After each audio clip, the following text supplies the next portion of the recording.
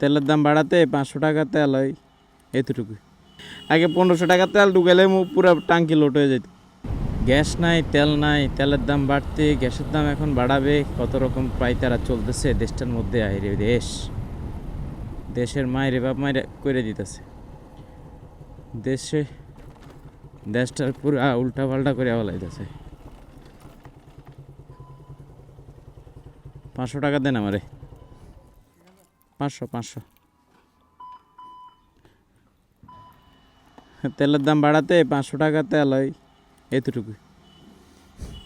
মানে আগে 1500 টাকা তেল ঢুকালে পুরো টাঙ্কি লোড হয়ে যেত। হ্যাঁ, এর অবস্থা। এখন আবার মনে হয় যে গ্যাসের দাম বাড়াইব। একটা নাটক চলে, নাটক ভাই। গ্যাস নাই, তেল নাই,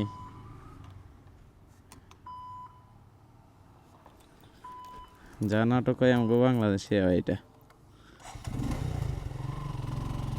বুঝতাম যদি গ্যাসটা বাইরে থেকে আনতো। এখন গ্যাস আমাদের বাংলাদেশে উৎপাদন হয়, বাংলাদেশ থেকে তারা সংগ্রহ করে।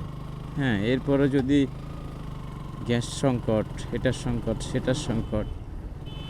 আচ্ছা, একটা কথা বলুন তো, এই যে আমাদের বাংলাদেশের মধ্যে কী না আছে? আল্লাহ তাআলা আমাদের বাংলাদেশে এত পরিমাণ নিয়ামত দিছে যেটা আমরা কোনোভাবে অস্বীকার করতে পারবো না। কি না দিছে! আপনি সৌদি আরবের দিকে চিন্তা করেন। হ্যাঁ, তাদের ওখানে সব কিছু পরিপাটি, তাদের আইন শৃঙ্খলা সব কিছু একের, কিন্তু বাংলাদেশে তো চোর বেশি ভাই।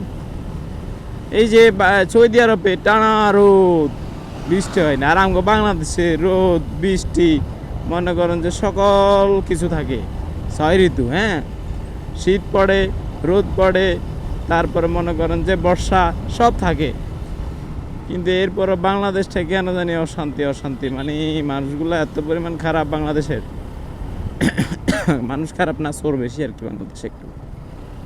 সবাই তো আর চোর না, কিছু কিছু চোর ডাকাতের কারণে বাংলাদেশের এই অবস্থা।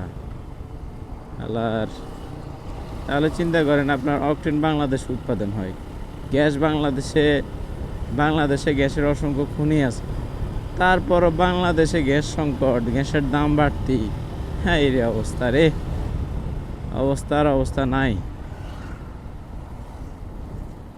আল্লাহু আকবার।